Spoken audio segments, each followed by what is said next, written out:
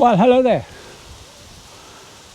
You've joined me at 3:50 on a Sunday afternoon. I just come out for a nice bike ride. I've just done my 8 miles. I've fitted a different saddle onto the bike. I don't know if we can make it out. See if we can see it that way. There we go. I've got that one back on. That's one of my older saddles.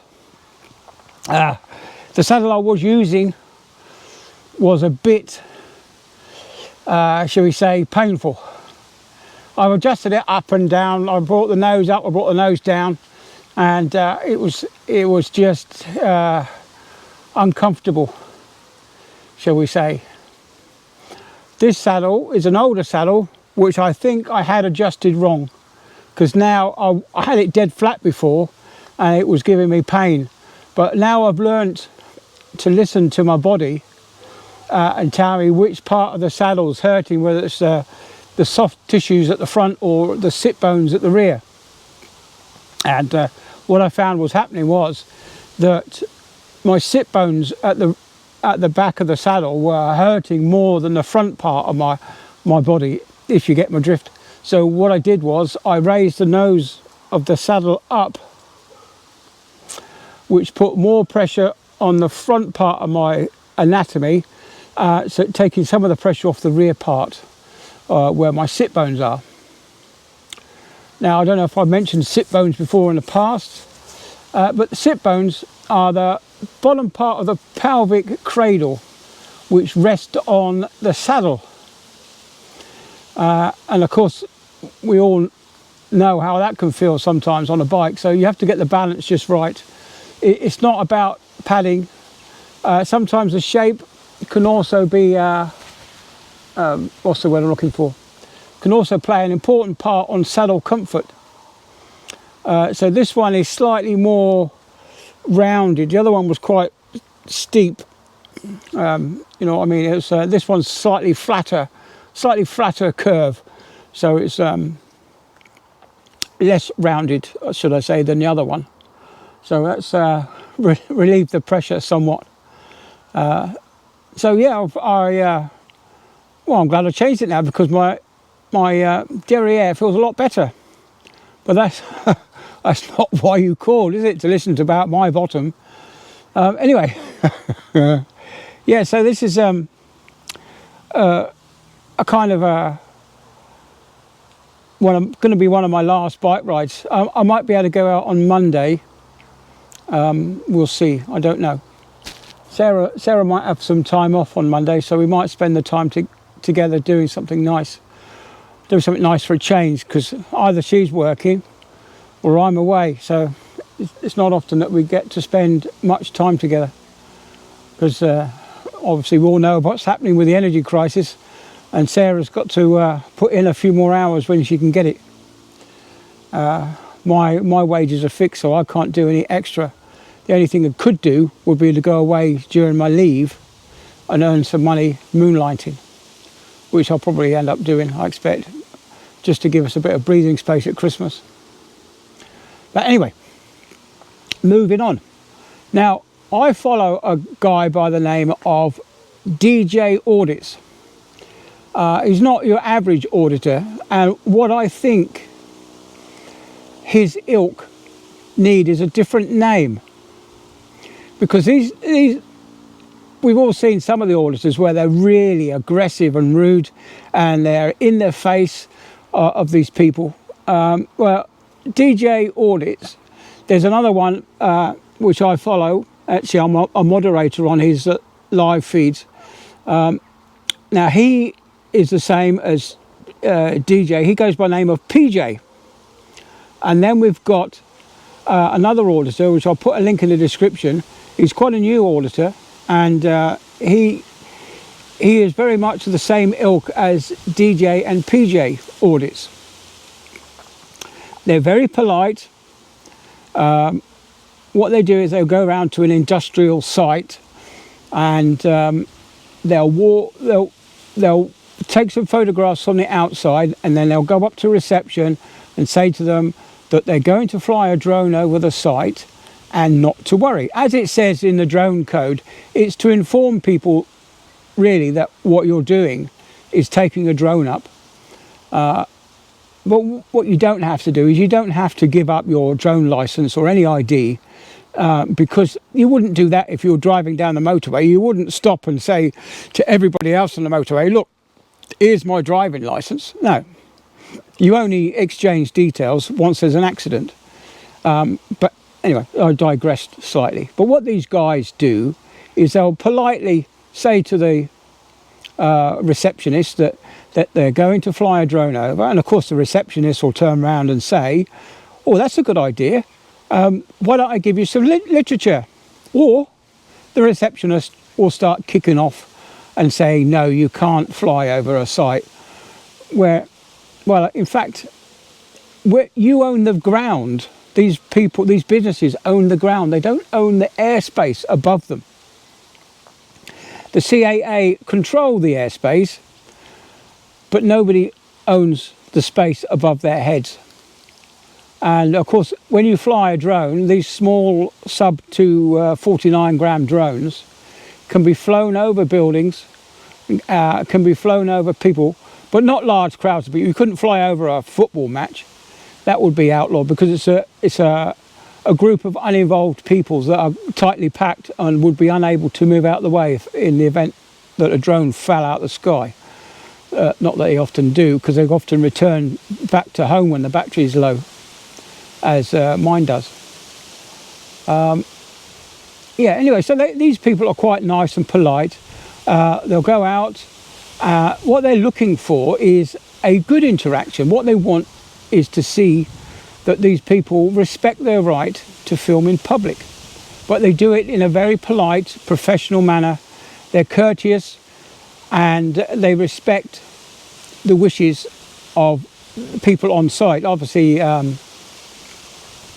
if someone says to you, can you leave the site, they'll leave the site. But once they're off site, they can do whatever they like. So, but yeah, I do think that they need a different name to these other auditors who are rude and aggressive and in their faces and start shouting and swearing. The ones that do the police stations and the prisons and things like that can be a bit too much, bit too aggressive, a bit too confrontational. So what other name would you give these guys other than auditor? I don't know. Anyway, I digress again. I am the king of digressing. But what I wanted to say was I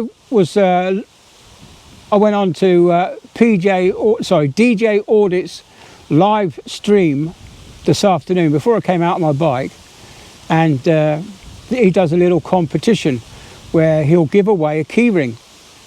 Anyway, I came second place, so I've won a keyring off of DJ Audit. I keep wanting to say PJ for us, I don't know why. Very similar names. Anyway, so off of DJ Audits, I've got a keyring on its way to me now. So I'm really quite excited.